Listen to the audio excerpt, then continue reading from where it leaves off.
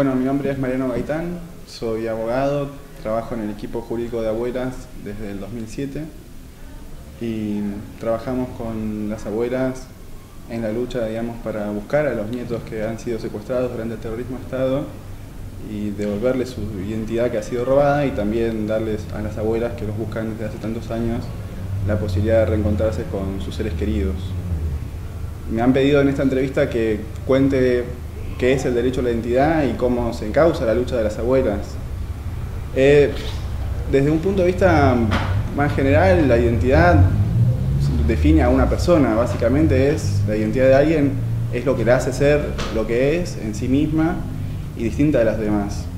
Esto tiene distintas aproximaciones, digamos, desde una perspectiva psicológica o antropológica.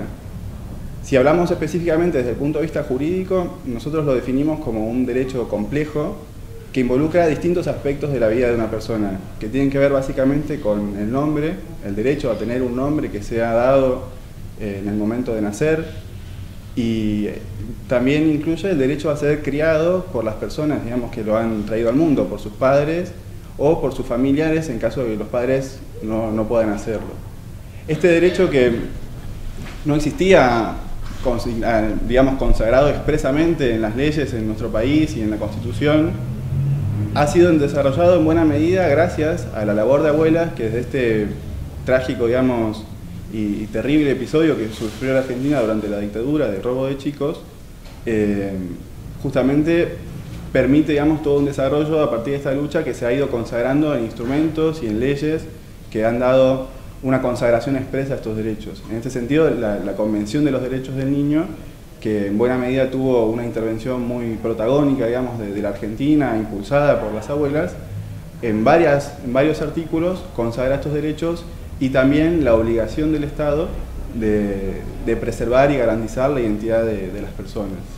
Y esto a su vez se entiende ahora, toda la jurisprudencia en este sentido, como un derecho que está reconocido en nuestro país y que debe ser garantizado por el Estado. En el año 2009 se sancionó una ley que regula en forma específica y detallada las condiciones y la forma bajo las cuales se puede practicar, digamos, una medida de obtención de ADN en el marco de una investigación tendiente a esclarecer la identidad de una persona. En esta ley, que fue resultado de un laborioso y extenso proceso, las abuelas tuvieron también un papel muy importante. Esta ley se sancionó como consecuencia de un acuerdo de solución amistosa que se realizó entre el Estado argentino y las abuelas a raíz de una petición que habían realizado la asociación ante la Comisión Interamericana de Derechos Humanos, que es un organismo internacional de protección de los derechos humanos, a raíz de un caso muy conocido en su momento, del año 2003, de una chica, Evelyn,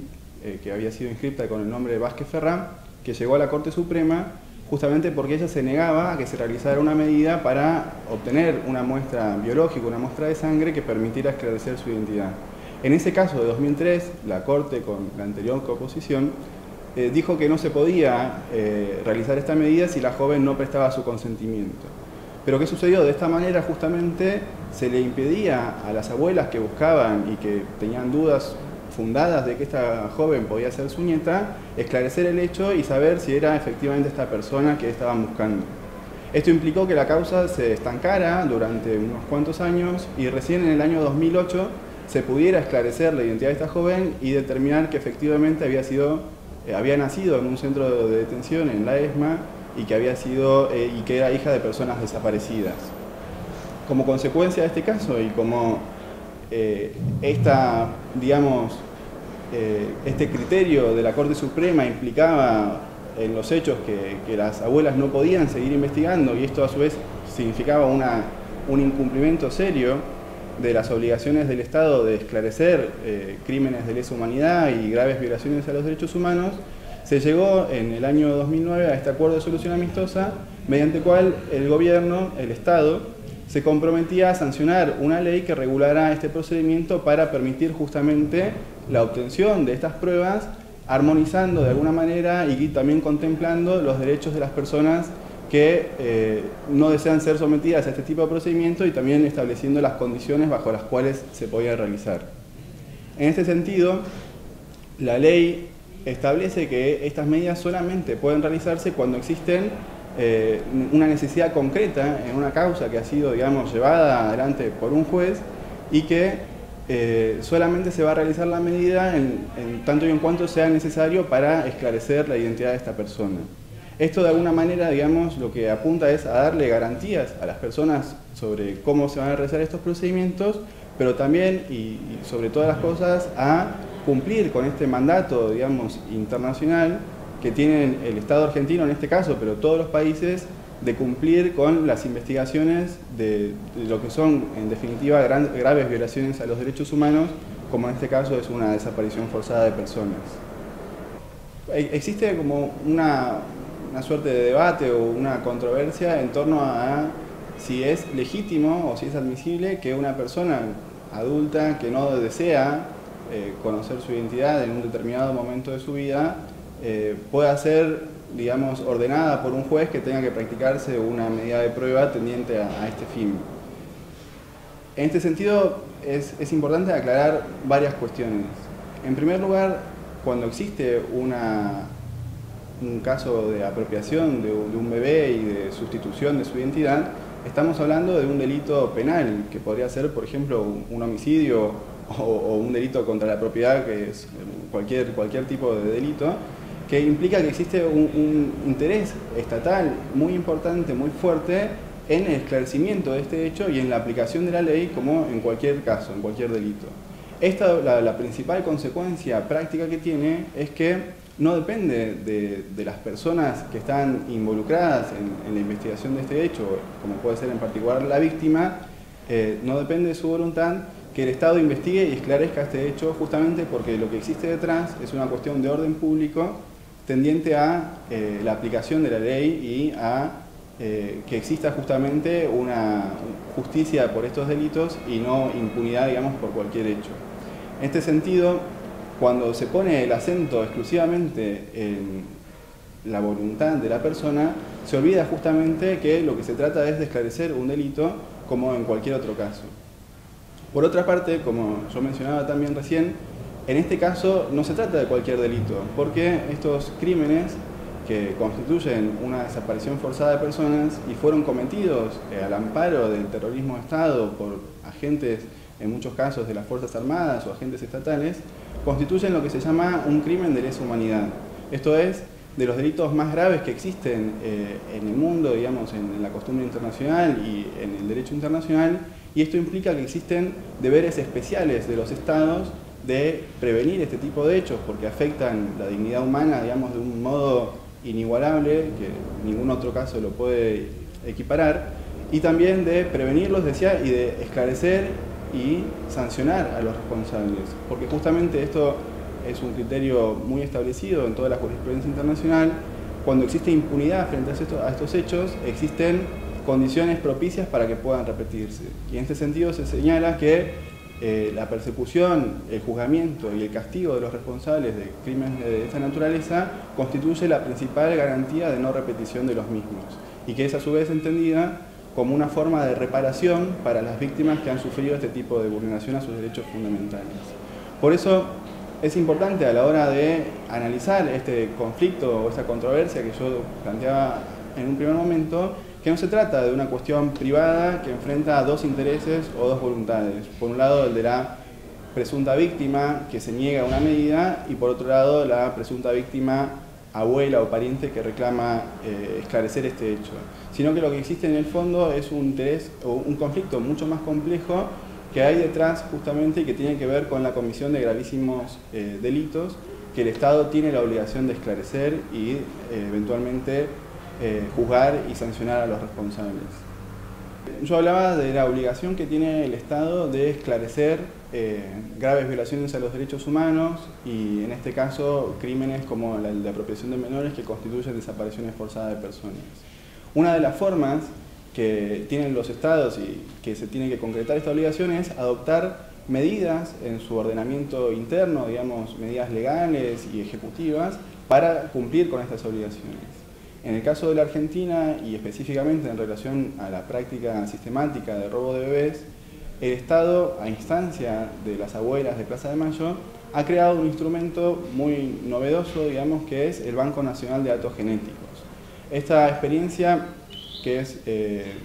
completamente original, digamos, en parte por la trágica historia de nuestro país, pero también por la creatividad y por la militancia, digamos, y el impulso de las abuelas, conjuga de una manera muy específica los máximos avances de la genética y de la ciencia aplicada a la investigación forense, y por otro lado justamente un marco legal tendiente a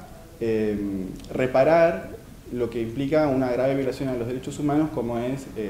la sustitución de la identidad de las personas. En este sentido, el Banco Nacional de Datos Genéticos tiene por función tomar muestras de los familiares de víctimas de la represión que buscan a un niño desaparecido, almacenarlas, garantizando, digamos, las condiciones de seguridad e inalterabilidad de estas muestras, y luego tomar todas las muestras de los jóvenes que se acercan voluntariamente a abuelas y a la Comisión Nacional por el Derecho a la Identidad, con dudas acerca de su origen, para saber si son hijos desaparecidos, o en su caso, cumplir con las medidas de prueba que ordenan los jueces en causas donde se intenta investigar y esclarecer si un joven es hijo de desaparecidos, y esto se hace en el marco de una investigación judicial. ¿De qué hablamos cuando hablamos de derechos humanos? Digamos, en algún sentido, todos somos humanos y tenemos derechos, digamos, cualquier persona tiene derechos. Pero cuando se habla de derechos humanos en un sentido más específico, nos referimos al conjunto de derechos esenciales que son inherentes a la condición de persona de cualquier individuo en cualquier parte del mundo, y a los cuales los estados se encuentran especialmente obligados a respetarlos. En este sentido, a lo largo de la historia, si uno mira en perspectiva, va a observar que las principales violaciones a los derechos, los bienes y las libertades de las personas no provienen tanto del delito común, de la inseguridad que está tan en boga hoy en día, sino que tristemente los principales violadores de derechos humanos son precisamente los estados y los aparatos burocráticos puestos justamente en funcionamiento contra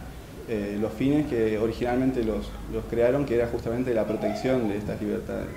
En este sentido, la experiencia, digamos, de la Segunda Guerra Mundial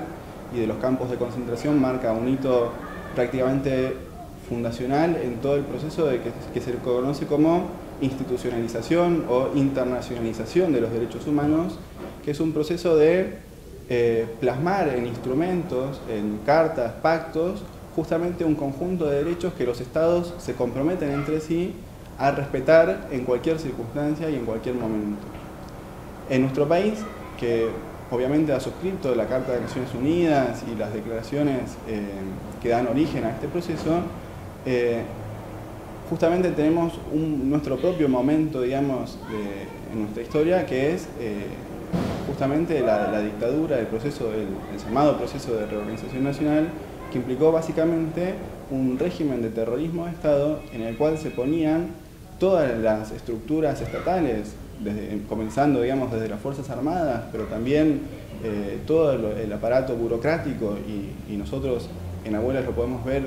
específicamente incluso en los casos de los hospitales, de los registros, de los juzgados, que también trabajaban en esta implementación del siniestro plan de sustracción de menores, y que justamente esto lo que implica es una práctica estatal orientada a la vulneración de los derechos de los ciudadanos y de las personas que habitan el territorio. De esta manera se coloca, digamos, a los sujetos en una situación de indefensión y de vulnerabilidad, que no tienen hacia dónde acudir justamente para obtener la protección de la ley y justicia y seguridad en sus bienes y en su vida. Por eso es que es tan importante el proceso de internacionalización de los derechos humanos, porque justamente la experiencia histórica determina que, como son los propios estados los que pueden vulnerar estos derechos, es necesario generar a nivel internacional consensos, y es muy importante también la costumbre, digamos, los pactos que trascienden incluso a los gobiernos específicos y que determinan que hay un conjunto de derechos que no se pueden violar, y que en caso de que los estados violen estos derechos van a estar obligados frente a todos los demás estados y ante los individuos de todo el mundo a protegerlos y a, digamos, hacer cesar en primer lugar cualquier tipo de violación, pero luego también a reparar las violaciones y adoptar medidas en su derecho local para que este tipo de prácticas no se repitan y en su caso adoptar todo el tipo de medidas reparatorias. En este sentido también es que se señala que cuando existen violaciones a los derechos humanos surgen para los estados, que son los sujetos obligados frente a la comunidad internacional, obligaciones especiales de reparar, investigar y en su caso juzgar y sancionar a los responsables de ese tipo de actos.